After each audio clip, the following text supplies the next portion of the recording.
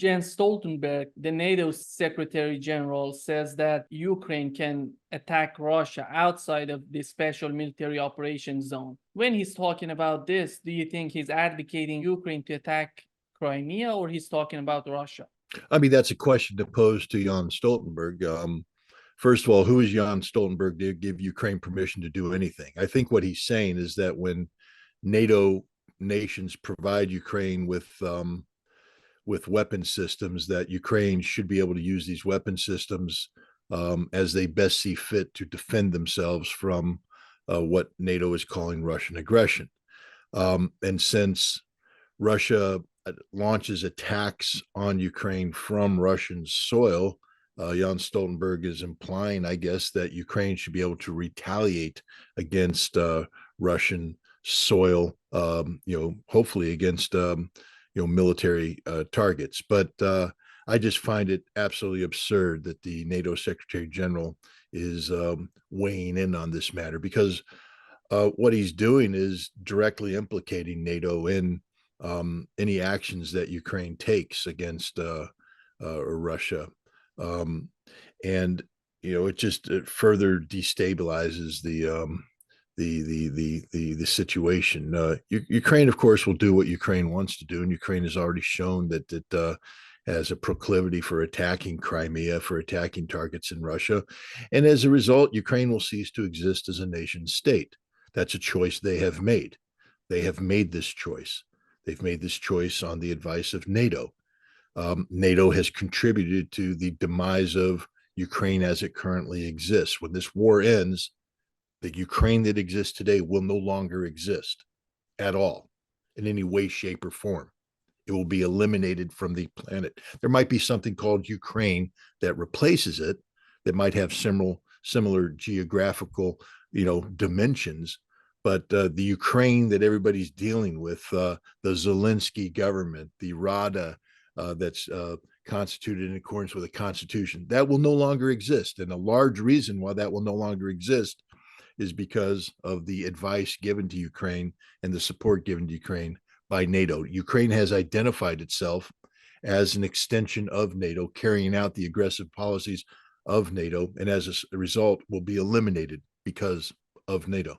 We know that Russians are talking about a possible attack on Zaporizhia power plant. And do you think that we are getting to the point that Ukrainians, again, they're going to attack this nuclear power plant? They have attacked the nuclear power plant. It's not a question of if they're going to. They have attacked it. They recently attacked it, and they will continue to attack it. Ukraine is a nation out of control. It's literally the equivalent of a person drowning who's going to bring down any rescuer that comes at them. They're desperate to stay afloat, grasping at any straw.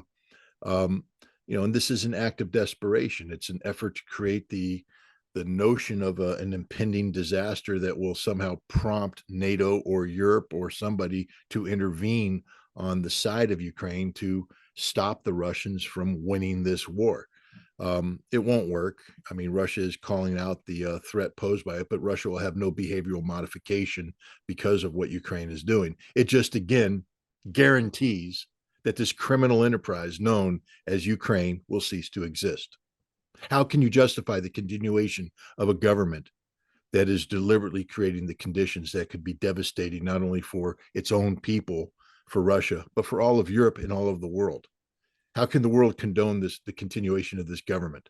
There's no aspect of self-defense that allows Ukraine to do what it's doing, to attack a nuclear power plant for the purpose of creating the potential of a catastrophe that could theoretically bring foreign assistance to Ukrainian soil.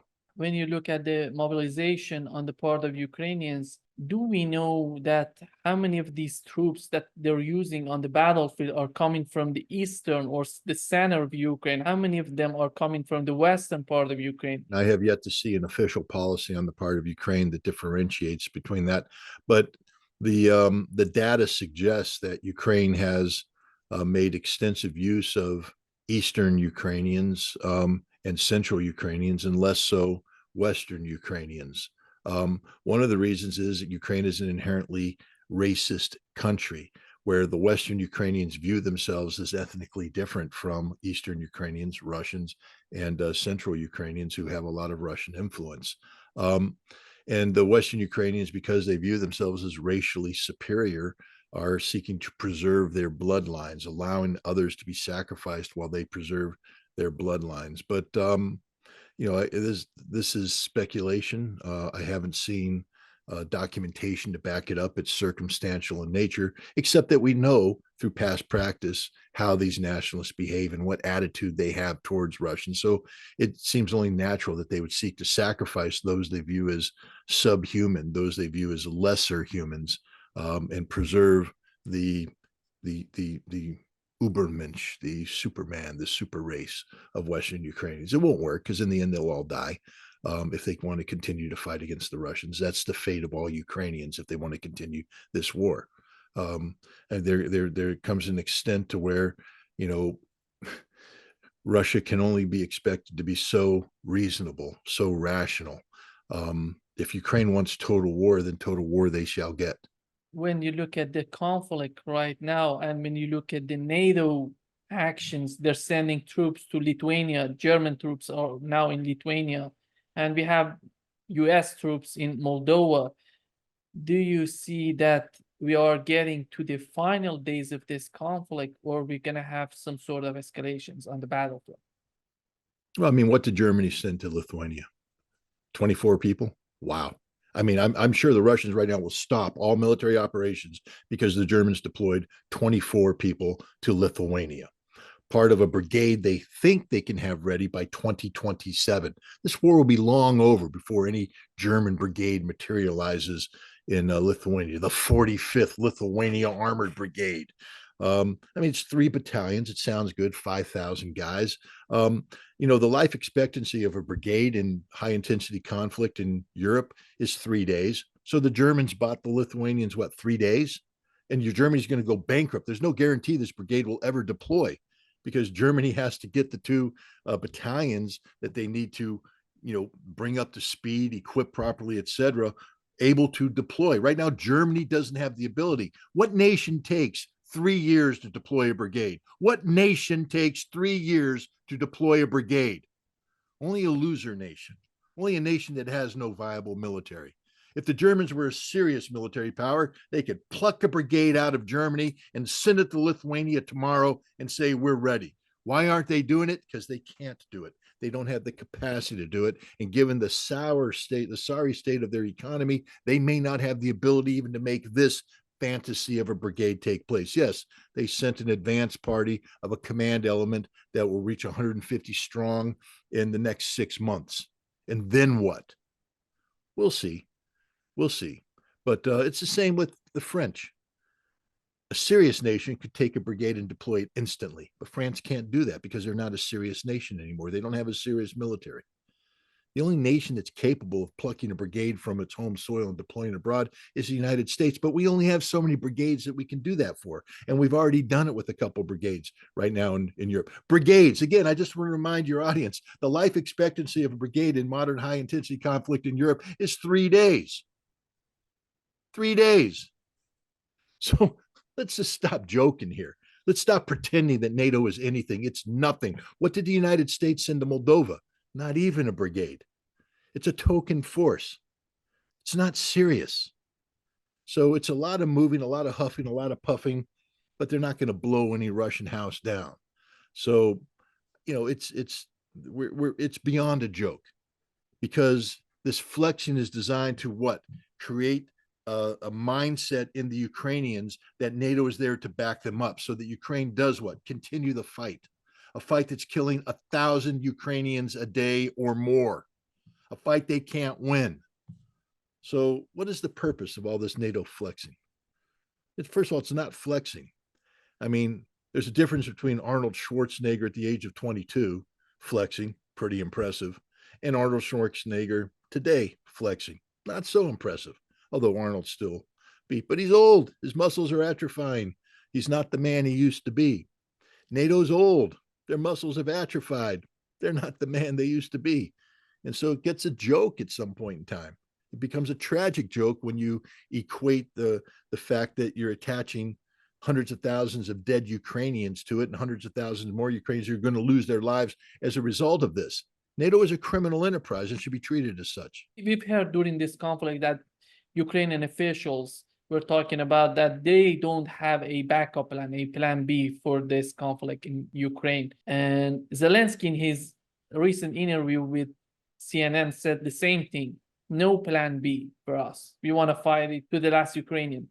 And do you think that the plan B for in this article in Asia Times is saying that US troops in Moldova is emerging plan B for Ukraine? Is there anything like a plan B, a backup plan for US troops to go in Odessa and attack Crimea? No, there's no plan B. Let's just stop the nonsense right now. America will never deploy troops to Ukraine. NATO will never deploy troops to Ukraine because to do so is instant death.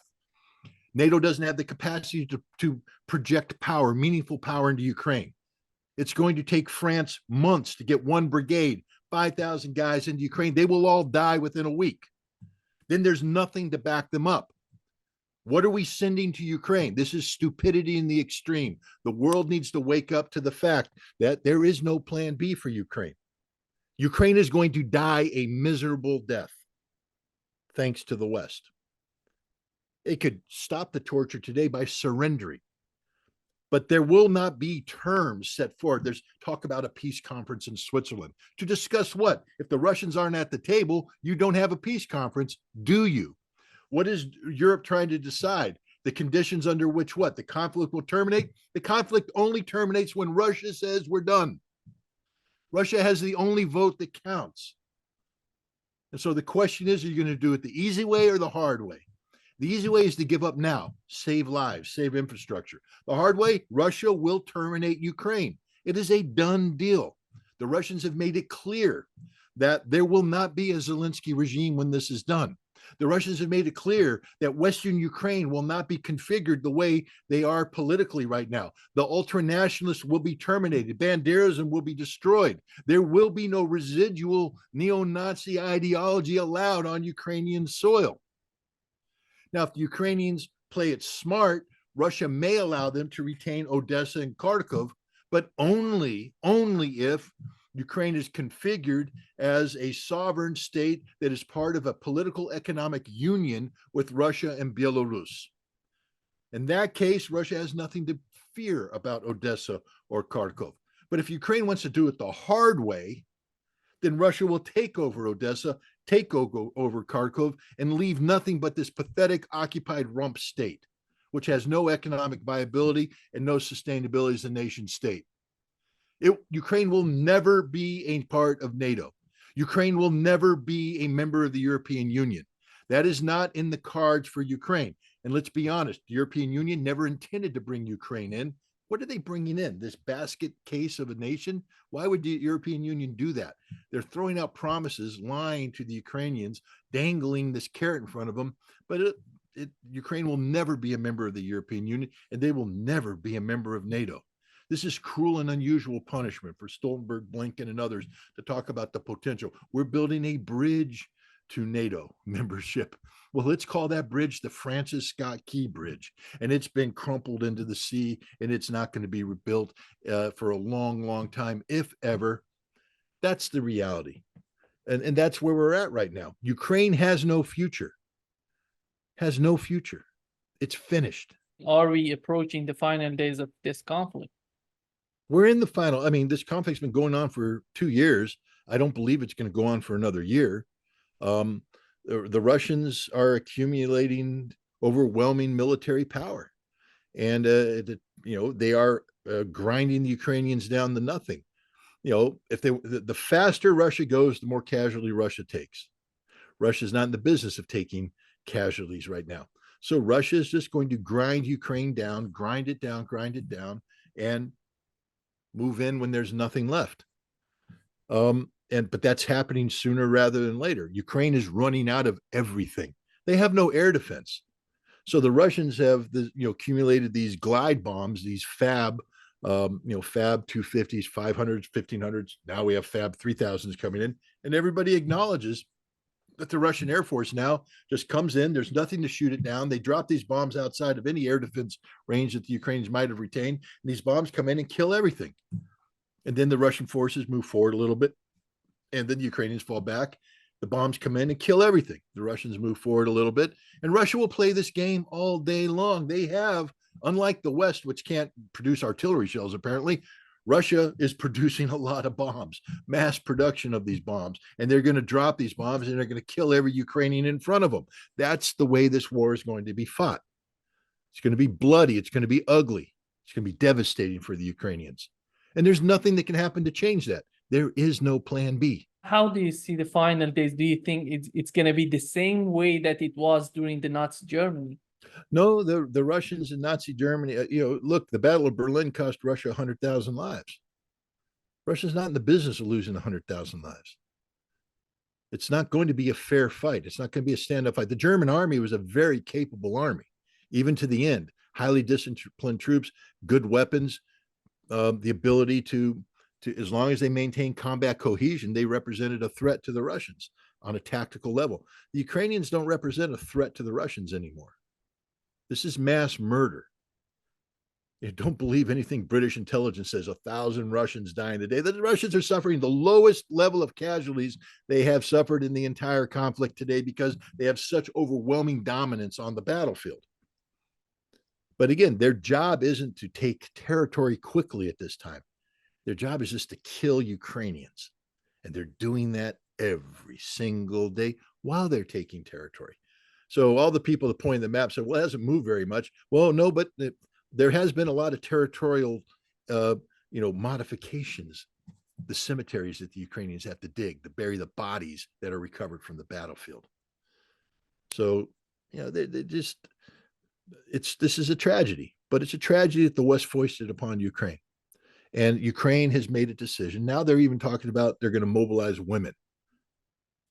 So Ukraine is literally committing suicide as a nation state. When it comes to the confrontation, people who are so in favor of NATO and saying that NATO can crush Russia, NATO can do everything with Russia, it always comes to the mind that when we look at the NATO countries today, none of them had a serious experience in a real war. Correct me if I'm mistaken, because the only country that has experience in the war is the United States in the aftermath of the World War II, just the United States, together with some countries within NATO.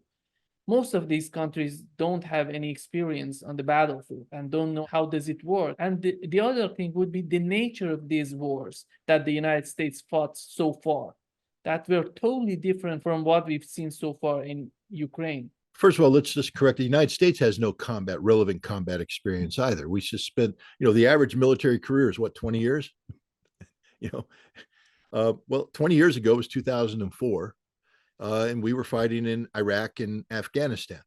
Low intensity conflict has no bearing on what's going on right now. And we don't know how to fight modern war. We don't know how to fight. We're trying to retrain ourselves, but it takes time. When they talk about NATO air power, I hear a lot of people going, well, look what we did to Kosovo, we being NATO. Well, go back and look at the NATO air campaign in Kosovo. It's literally a case study in incompetence and ineffectiveness. Yes, they defeated a almost defenseless country, but the air campaign wasn't effective. It ended up killing a lot of civilians. It wasn't a good military campaign. Had the Serbians had an effective integrated air defense, NATO would have been defeated. NATO almost defeated itself because of sheer incompetence. That's the reality of the NATO air campaign. And yet people are going, look what we did. Look what they did to Libya. No air defense. And, they're proud of this. If NATO went up against Russia, a Russian air defense like this, it would be the end of NATO. Their air defense can't beat the Russians. They have no combat experienced pilots. I saw the other day there was this F-16 pilot, Dan Hammond or something of that nature, saying, I will volunteer to go in and help the things. And everybody's like, oh, God, he's the most experienced F-16 pilot in the world. He has no air-to-air combat experience. So how good is he going to be? And his combat experience is bombing defenseless nations. How good is he going to be? No, he'll die on the first hour too, because he doesn't know what's going to happen. He's going to get up there in the airframe with that is an F-16 that's not that good. He's going to go up, and the Russians are going to shoot it down, or he's going to try and land an airfield that no longer exists. I mean, the stupidity of these people is beyond comprehension. We need to look at the cold hard facts. Russia spent 2 years perfecting the art of modern warfare, and they're very good at it. Are they perfect? Nobody's perfect. Does Russia make mistakes? Everybody makes mistakes. But in the world of combat, first of all, understand that Russia knows now how to do an operation, take losses, adapt, and keep going. They can take a punch. Nobody in the West knows that they can take a punch. Nobody in the West has been punched. So what happens when the West goes up against a fighter like Russia that hits it? Maybe they knock the West out first punch. Maybe they don't, but now the West has to retreat to its corner. It's in a defensive stance. Russia's just going to pummel it all day long because Russia knows how to fight. They've trained for the fight. The West has been training for a 1 or 2 round skirmish. That's all we know how to do. Brigade-sized element come in, rapid, air power, crush the enemy. That's it. Russia's training for the 15-round championship fight. They're ready for all 15 rounds. They're ready to be Muhammad Ali in the Thrilla in Manila, taking George Foreman out, Joe Frazier out in the 14th round, because we're better. They're better than we are. They'll outlast us. They'll land punches. They'll beat the crap out of us. NATO's not ready for the fight. We've been on the couch. We've been eating. We've gotten fat. We're not training. Russia's training right now. What does NATO think they're going to do? I mean, you had these loudmouths who fought in Kosovo. That's their big combat experience. And they're saying, oh, NATO air power will turn things around. They couldn't win in Kosovo. They were incompetent in Kosovo. And now they want to take this incompetence that is NATO coalition warfare and apply it against the Russians. It's stupidity in the extreme. Whenever they're talking about the NATO confrontation with Russia, they're thinking that Russia would be alone. Do you think that at the end of the day, these countries like Belarus, like Iran, even China, do you think if something happens between Russia and NATO, these countries would stay aside and do nothing about it? Well, first of all, we know that Belarus will not stay silent. If NATO attacks Russia, Belarus is automatically in the fight. China just had a meeting. The Xi Jinping met with Sergei Lavrov, and the statement made by the Chinese foreign minister at the end of this meeting was that that while China and Russia will never conspire to attack a third nation, if NATO or Western powers attack either Russia or China, they will come to their aid and fight for them on their behalf. And they also said that Russia and China will come to the aid of nations who are subjected to attacks from the West that threaten international security. Look, this means it's game, set, match. If NATO gets involved in Ukraine, China will become involved. Now, does that mean that Chinese divisions are going to show up in Ukraine? No. It means China will attack American forces in the Pacific. But China will make available the total weight of its economic power against the United States. Janet Yellen just came from a meeting in China where she had to acknowledge the Chinese are just whooping up on us. We're so pathetic. They outcompete us. We have to get the Chinese to change the way because we can't compete with the Chinese. Their market share is too big. Their consumer base is too strong. We can't compete with it. They produce things too cheaply. Basically, China is a better capitalist nation apparently than the United States is. China will crush the American economy, crush the global economy. China will always guarantee that there's a market for Russia so that Russia can withstand any sanctions that go against it. And Russia will not leave China alone. If the United States moves in on Taiwan, remember, Japan has said that they want to get involved in that kind of fight. Well, Russia then will extend the war to Japan. If Japan and South Korea decide they want to fight North Korea, Russia and China will get involved in that fight. The world has changed. There's no more American-run bullying going to take place. NATO's no longer going to be able to go and pick off nations and destroy them and remove their leaders from power. Russia will get involved. What does it say about Serbia? What is Russia going to do if NATO makes a move on Serbia because of Kosovo? Russia has said that when international peace and security is threatened, Russia and China will come in. This is the new reality. And again, we're talking about NATO that can't even deploy a brigade to Lithuania in shorter than 3 years. I mean, that's Germany, one of the powerhouses of NATO. They have no ammunition left. They have nothing left. France can't deploy a brigade to Ukraine without breaking the bank. They've got no sustainability. This is the reality of NATO. You know, all those airplanes that they want to talk about giving, Greece is going to give what, 32 F-16s to Ukraine. They're all dead, broken F-16s. I mean, that's like me about bragging about giving away my 1986 Corvette collection.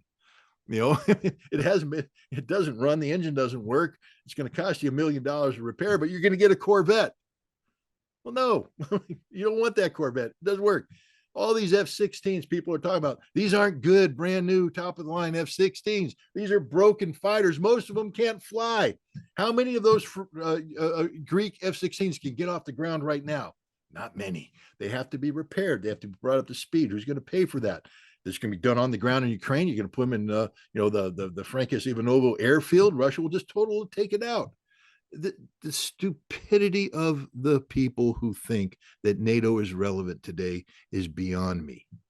One of the key elements of this conflict that led Russia to win is the artillery shell. They were using 150 millimeter during this conflict. And we know that when this conflict started, Ukrainians were using the same caliber. And during this conflict, they sent them 155, 152, if I'm not mistaken. And it seems that it was a mess during this conflict in Ukraine. How do you see this case of Ukrainian army? Look, when the war started, Ukraine had Soviet era artillery, 152 millimeter, 122 millimeter, primarily. Same as the Russians, same caliber. And Ukraine had extensive stockpiles of it, but modern war is artillery intensive. I will just correct you on the thing. I mean, the thing that made Russia win is the Russian soldier, not Russian artillery, the Russian soldier. The Russian soldier uses a lot of weapons. Artillery is one of them, but what gives Russia the ability to prevail on the battlefield is the Russian soldier. It's a tougher soldier than the West gives him credit to be. A soldier that can take a lot of pain, a lot of suffering, a soldier that's very competent. And Russia has proven this over the centuries. The Russian soldier is what gives the Russian army its capabilities. Artillery is a great weapon, and the Russians use it very well, but it's the Russian soldier that does this, not a piece of equipment. It's the blood, the soul, the heart that's attached to the feet and the boot that makes the Russian army what it is today.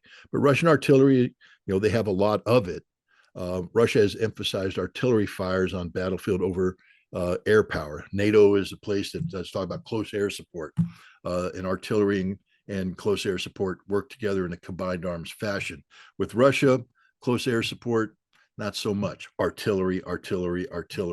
So Russia fires a lot more artillery rounds than Ukraine does. And when Ukraine's air power was taken out of the mix, so to speak, as a decisive factor in the battlefield, Ukraine didn't have sufficient artillery to match the Russians. You're dealing with a 6-to-1, 10-to-1 disadvantage.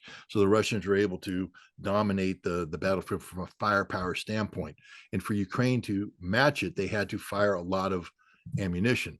You're burning out barrels. You got to understand that you can't just sit there and fire rounds down range and have that barrel last forever. You're burning out barrels. If you don't have replacement barrels in the facilities where you can replace the barrels, you lose the artillery pieces.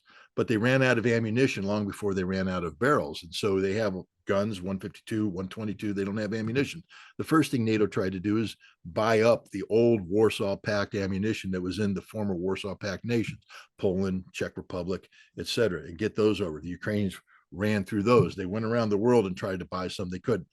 But the other thing is the artillery systems that the Ukrainians had, these Soviet-era artillery systems, they also had a range problem. They weren't the longest range systems. The Russians had more modern versions that could outrange them. So West tried to give Ukraine 155 millimeter artillery, which is the Western standard, and different calibers that give them longer range.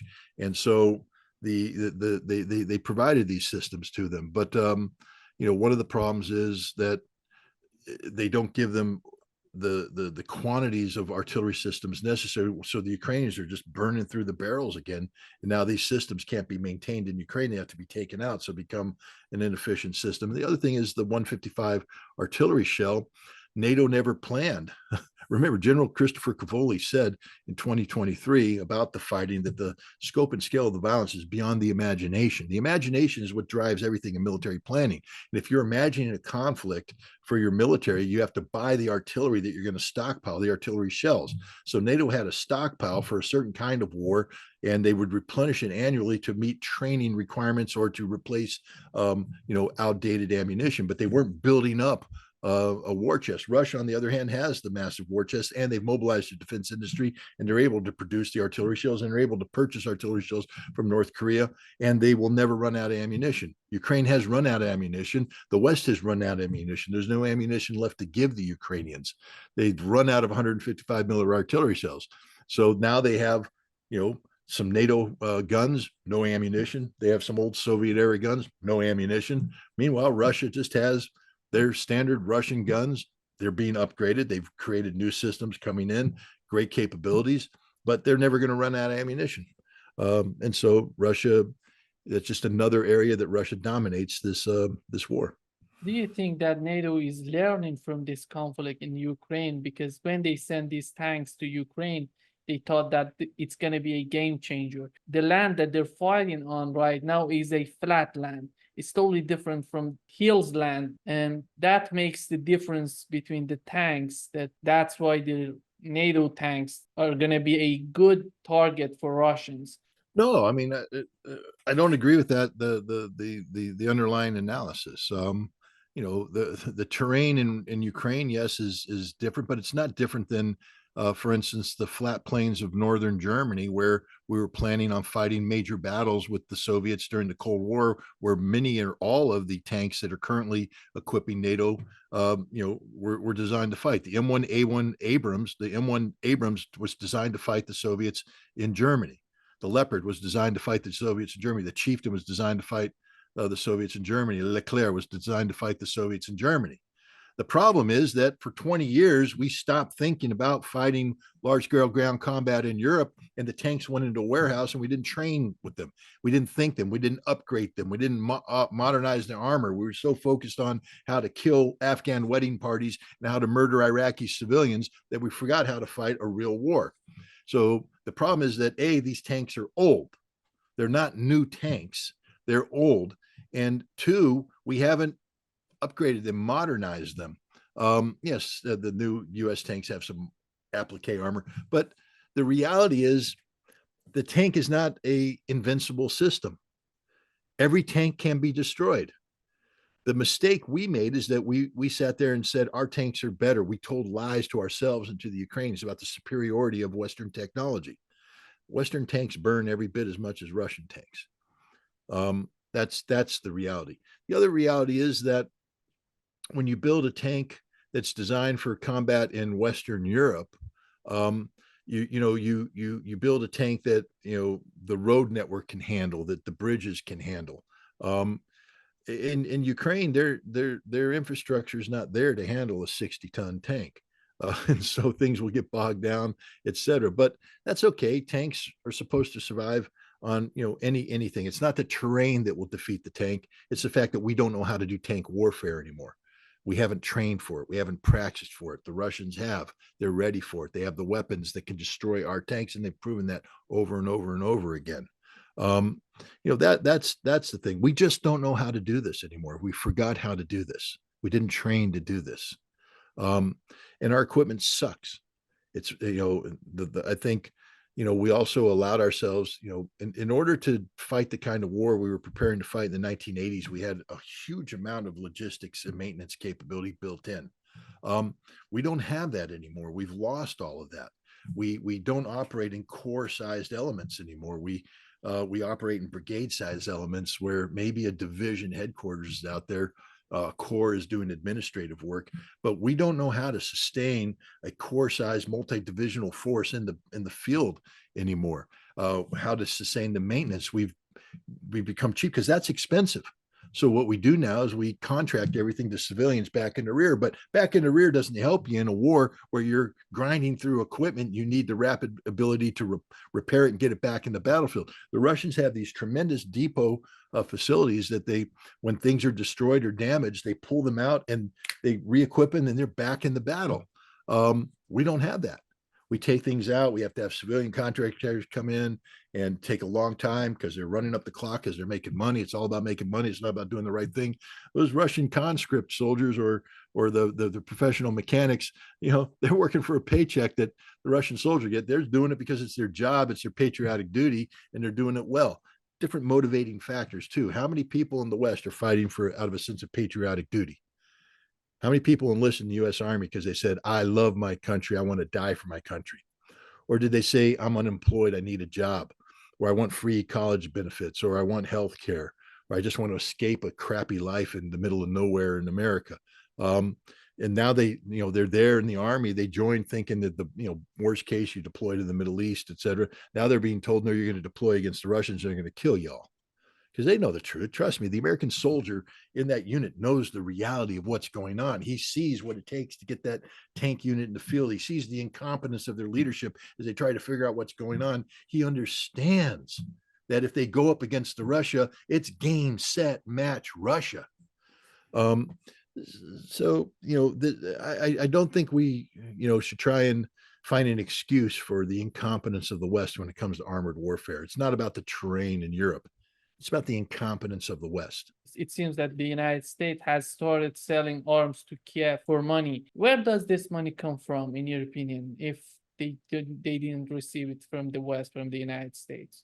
Well, what weapons are you talking about? Because what I've seen is the United States is drawn upon, a couple $100 million here, a couple $100 million there that hadn't been spent before, or they squeeze something out of a budget. But we're not providing the Ukrainians with overwhelming amounts of equipment. We've scraped the bottom of the barrel. We've got nothing left, and until Congress releases this $60 billion for Ukraine, there's going to be nothing for Ukraine. We have nothing to give Ukraine.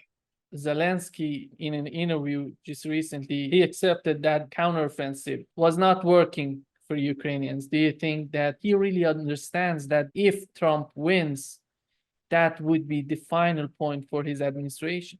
Or if that's his thinking, let's just think about it. If Trump wins, first of all, that means that you're extending this out to November, which means you're extending it out from to January, because Trump will be. You really think Ukraine's going to be here in November and January? I mean, this is delusional thinking on the part of Zelensky. What's the sustainability factor of Ukrainian resistance capacity between now and November? There's a reason why the Russians, like many Russians who are responsible people, are talking about major changes this summer. There's a reason why Ukrainian government, Ukrainian politicians who fled Ukraine in 2014 are talking about possibly coming back to Kiev in 2024, because the Ukrainians can't keep this fight up. They can't keep this fight up. There is no plan B. New York Times wrote an article that says that it's a terrible idea to seize the frozen Russian assets. We know that. What does it mean when New York Times talking about this? Do you think that at the end of the day, the Biden administration is getting to the point that it's not a good idea to do this? Well, they know it's not a good idea. New York Times is talking to Wall Street money managers, people who are managing portfolios. If you want the dollar to die instantly, if you want U.S. credibility to be eliminated instantly, go around stealing the reserves of nations who have entrusted these reserves to Western banks. The people will immediately pull out all their money and find other ways to do it. For many years, I heard people say that no one will walk away from the dollar because they can't afford to. Well, what we've done is if we start stealing your reserves, we've made it impossible for you to stay with the dollar, because you can't afford to stay with the dollar, because what the United States is saying is anytime we have a disagreement with you, we can freeze your assets and steal them. Who wants to do business? Would you put your money in a bank that said, hey, anytime we don't like what you're doing, Scott, Ritter, you're on a podcast, we don't like it. So we're going to freeze your money and take it from you. I'd say, well, I'm not putting my money in your bank anymore. So that's what will happen. If we do this to Russia, nobody will trust the system. All the money will flee, and the global economic system dominated by the West will collapse. That's what they're saying. It's not a good idea. Banking, you got to have some sort of trust. How do you trust a nation that just is willing to steal hundreds of billions of dollars? Steal. We acknowledge it's theft. We have no legal right to freeze these assets, and we definitely have no legal right to steal them. Hell, we're already stealing the profits, because this money's in a bank. It's a lot of money. It's accruing interest. And so we've already taken the interest and given it to the Ukrainians. That's theft. Eventually, we're going to have to pay the Russians back. Eventually, when this all ends, the West is going to have to turn to Russia and say, oh, we're sorry. Here, we're going to return your money and pay the interest. You say, that'll never happen. Ask the Iranians. We froze their assets when the Shah was removed from power. And in order to finally make good with Iran as part of the Joint Comprehensive Program of Plan of Action, the nuclear deal, we had to give them their money back with interest. With interest. Because that's the only way the world works. Theft is not acceptable. Russia's not losing this war. Russia's winning this war. Russia's stronger than ever because they now have a relationship with China that's stronger than any treaty. Russia and China have guaranteed that they both will survive whatever the West does to them. And therefore, eventually, as Janet Yellen found out, this economic union that's going to be created between Russia, China, and the developing world is so big that the West is going to either have to learn how to work with them or die, because we can't compete with them. And so if we want to learn to work with them, we can't be stealing their money. Again, the arrogance and stupidity of the anti-Russian crowd. Let me put it this way. If you're in the business of doing global economic analysis, whether it's related to energy security or development or whatever, and you still have a Western-centric point of view, you're wrong. Now, there's a lot of Russophobia out there. There's a lot of Sinophobia, out there. A lot of prejudice, bias built into the system. Hey, managers, wake up. Fire the people that work for you who are unwilling to open their minds about the reality of Russia and China. Fire them now, because they're ruining your company. They're ruining your business. This is a BRICS-centric world now. The world is in transformation. And if you're sitting there talking about, the West, talking about the G7, talking about the G20, talking about whatever garbage the West throws out there that's failing across the board, and you're not talking about BRICS, you're talking about the wrong thing. So you need to engage so that whatever system emerges is a West BRICS system. But if you continue to ignore BRICS, BRICS will continue to ignore the West and develop its own center of gravity independent of the West, and you'll be left behind. And if your job is to manage Western economies, you're just managing them into the garbage dump. Fire the people that aren't open-minded about Russia. That doesn't mean you have to be pro-Russia. Doesn't mean you have to be pro-Putin. You just have to be intelligent about it. You have to be knowledgeable about it. If you're not willing to be knowledgeable about Russia, you're sort of useless. When I listen to John Mearsheimer, Scott, he says that if Ukrainians were not giving up on their nuclear weapons in those days, we could have nothing like a war in Ukraine right now. And when it comes to this type of discussion, because we know that those nuclear assets, if we call them assets, were Russians, were not Ukrainian. And when he talks this way, do you think he's trying to say that if Ukrainian had nuclear bombs in Ukraine, and if we expanded NATO into Ukraine, Russia could do nothing about it? It seems to me that the final result would be this. What's your take on this?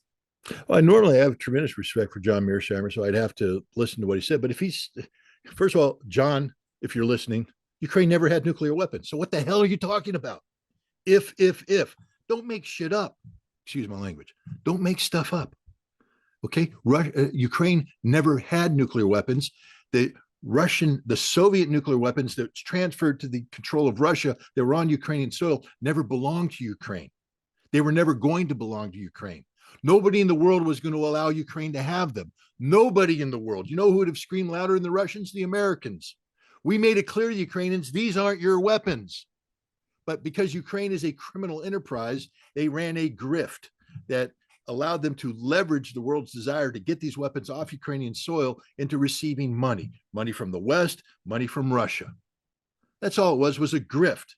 And now this legend has developed that if Ukraine had just retained they weren't their weapons. Ukraine would have been isolated and destroyed economically had they tried to retain them. Nobody would have done business, and they had a pathetically weak economy back then. It would have collapsed instantly. People would have risen up.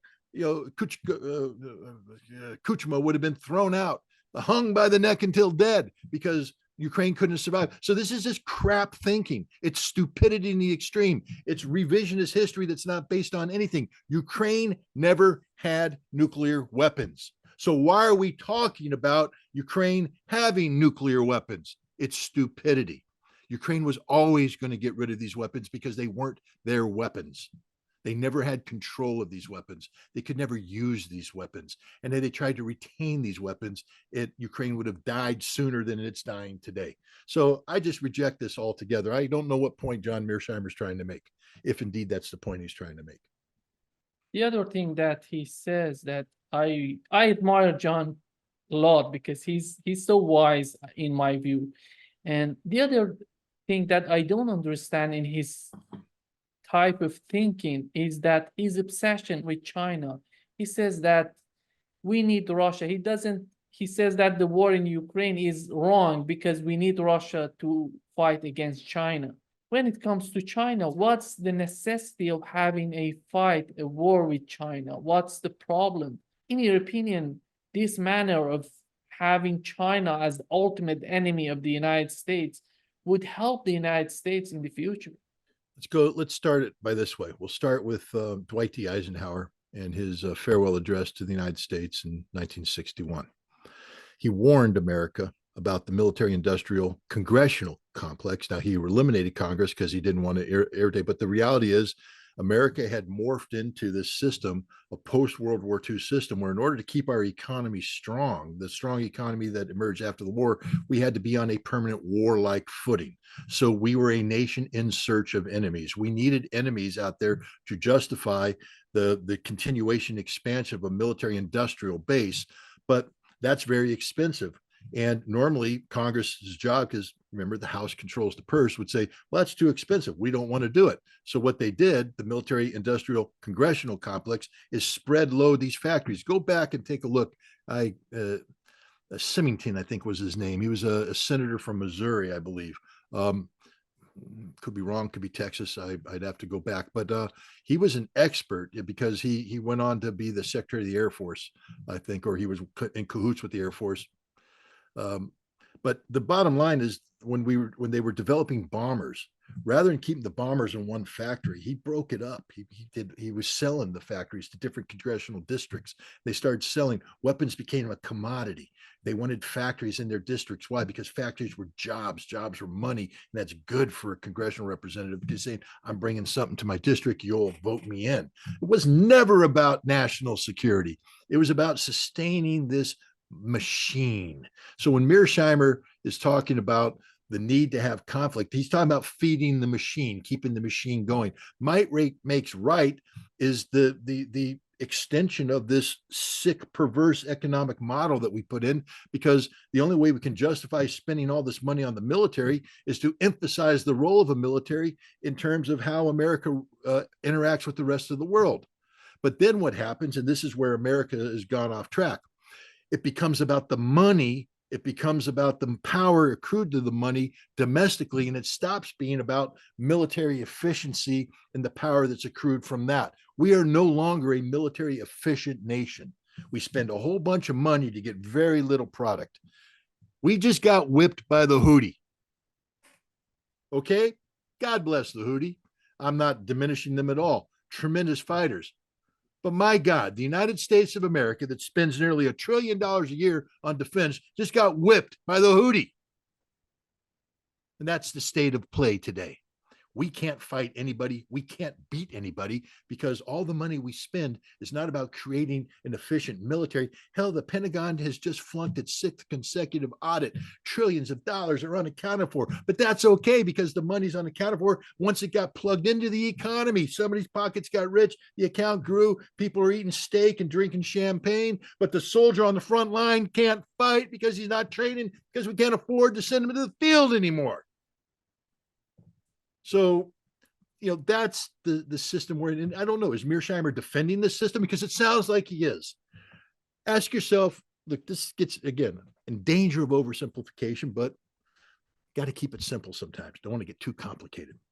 Why are we mad at Russia? Because we had a guy named Boris Yeltsin that we controlled. And we were in control of Russia. You see, we're the sick kind of nation that believes we have to control everything. We don't trust anybody. We don't know how to be a good neighbor. A good neighbor works in concert with the community. We want to dominate the community, dictate to the community. God forbid somebody comes out with a new point of view. That's scary. Bam, we have to crush them, bring them in, reform them so they are subordinated to us. The world must revolve around America because God blessed America. So we now have Russia that we've defeated in the Cold War. We claim defeat, that we defeated them.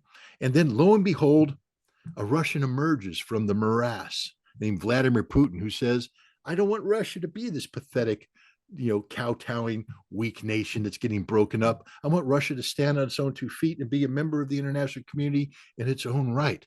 And we've resented him ever since. Everything that's happening today is because we're mad at Vladimir Putin. 100%. We have taken a personal grudge against Vladimir Putin, and we're willing to destroy the world because of that. So now we come to China. Why are we mad at China?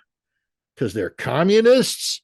Nope, because they're better capitalists than we are. You see, when Nixon went to China, the idea was to use the Chinese to leverage them off against the Soviets, to split up the communist hegemony. And then we said, we're going to help the Chinese, not because we like communism, but because we thought, if we just introduce these stupid, heathen, Chinese, no good, sampan driving, big buck-toothed, yellow-faced people, because we're racist as hell in America. I'm using all these things not because I believe it, but that's how we think about the Chinese. We don't view them as people. We don't view them as thinking entities. They're this whole mass of people out there that are crude and ignorant, and they don't speak English, and oh my God. But if we just expose them, a whiff of capitalism, those Chinese will come running and they're going to reform everything because they're going to want to be capitalists like us. And because they'll be looking to us for capitalism, we'll be in charge of China. We're going to bring down communism by introducing capitalism. That was the plan. That's the way it was supposed to work. That's why we sold them technology. That's why we opened up relations. We were working with the communists, but we were just waiting for them to become capitalists. But because we disrespected the Chinese and we didn't understand the complexity and sophistication of their system, that they're actually a hell of a lot smarter than we give them credit for. They're actually a hell of a lot smarter than we are. Who wins the International Math Olympics every year? It ain't an American team, I'll tell you that. It's a team that's probably born and raised in China. And they get a lot of the top places. These guys are really good at what they do. But we are ignorant of them because we've segregated ourselves from. We don't integrate. We're waiting for them to come crawling to us and said, please help us be better capitalists. The Chinese took capitalism and blended it with communism and came up with this economic system that's crushing everything. And we are so angry at the Chinese right now because they are better than we are at everything we thought we were the best at. We're supposed to be the best capitalists. Nope, they're better capitalists. Just talk to Janet Yellen. She just gave a speech where she just admitted the Chinese do everything better than we do. We can't compete with them because the Chinese have perfected global capitalism on a scope and scale that we can't match. And so we're resentful of the Chinese. John Mearsheimer is resentful of the Chinese. Now, I'll make one more thing about John because he speaks out. This is about Tucker Carlson. This is about everybody. You're ignorant of the Chinese because you're stupid. You're stupid people. You're ignorant people, and your ignorance is putting the world at risk. Rather than sitting here sniping at the Chinese, go to China. Learn Chinese. Visit them. Go to the cities. Meet them. And in doing so, you'll stop being ignorant about them. And when you stop being ignorant about them, you'll stop fearing them. because fear is derived from ignorance. I've been spending a lot of time trying to reverse the Russophobia of the West by going to Russia, exposing America to that. I wish there was two of me. I wish I could clone myself, because that needs to be done with China as well. So for all of these ignorant idiots out there who are beating up on China, they're ignorant because they're afraid of China, because they're ignorant of China. They don't know anything about China. When was the last time Mearsheimer went to China? No, I mean, God, I should probably research it before I ask the question, because maybe John Mearsheimer goes to China all the time. I don't know. But if he does, he's not learning about China. There's very few people that spend a lot of time in China who come back and say the things that John Mearsheimer says. Once you go to China, I imagine it's like going to Russia. Your eyes are open. I have not met somebody who's gone to Russia, come back and say, yep, every perception I had about Russia was proven true. Everybody who goes to Russia comes back and goes, what the hell was I thinking? That's a completely different country. I mean, what are we doing? We're so stupid. This is wrong. I would imagine if you go to China, bam, the same thing's going to happen. You're going to go, this is crazy what we're doing. These people aren't our enemies. These are people we can actually work with. You know, gung ho, work together. No, but we're not, because we want to call the shots. We are so arrogant, so full of hubris, so full of ignorance that we believe we know best. Hell, we don't know best. Just drive around Albany, New York right now. Look at the crumbling infrastructure. If we knew best, would that be that way? I drive by the same damn homeless people every day. We know best. We don't know best. We're screwing this country up. We can't get our act together domestically. We know best. Look at the Chinese. They've had 3 consecutive 5-year plans, maybe 4th now, I don't know, that drew 300 million people up from poverty into the middle class. The reason why Janet Yellen's talking about this economic machine in China, because they built the damn economic machine. I get on a train in Albany to go to Washington, D.C. I hope on something called the Acela train out of New York to Washington. It's supposed to be a high-speed train. It can't go high speed because the rail network can't handle it. It would fall off the tracks because the tracks can't handle the speed. The Chinese are building high-speed trains right and left, and they really work. They're really good. You don't see Chinese getting mugged in their subway stations. You can't go in New York City now. You'll be eaten by rats or mugged by somebody. The cops can't even protect themselves in New York City. It's a lawless city. We're becoming a lawless nation, and we have the gall to criticize the Chinese. No, John Mearsheimer, you're wrong. Why don't you join me and we'll go to China and we'll learn about China together? And I bet you when you come out, you won't be saying the same sort of crap you're saying now.